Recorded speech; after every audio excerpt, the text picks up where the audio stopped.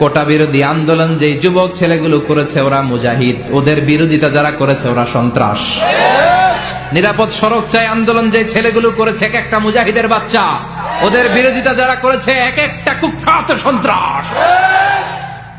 এজন্য হকের পক্ষে যারা থাকবে, ইসলামের পক্ষে যারা থাকবে, ন্যায় নীতি সাম্যের পক্ষে যারা থাকবে তারা মুজাহিদ। বাই ডিফল্ট এগুলো মুজাহিদ, চিল্লায় বলেন ঠিক কিনা? আর বিরোধিতা যারা করবে সন্ত্রাস। যুবকরা হচ্ছে শক্তির আধার, তাদের মধ্যে আছে প্রাণ ঢালা উচ্ছ্বাস, তাদের রক্ত গরম, তারা চাইলে অনেক কিছু করতে পারে, পারে না? কোটা বিরোধী আন্দোলন করতে পারে, তারা নিরাপদ সড়ক চাই আন্দোলন করতে পারে, তারা দুর্নীতিমুক্ত বাংলাদেশ গড়ার প্রত্যয় নিতে পারে, চিল্লায় বলেন ঠিক কিনা? এজন্য যুবকরা যদি জাগে ভালো থাকবে বাংলাদেশ।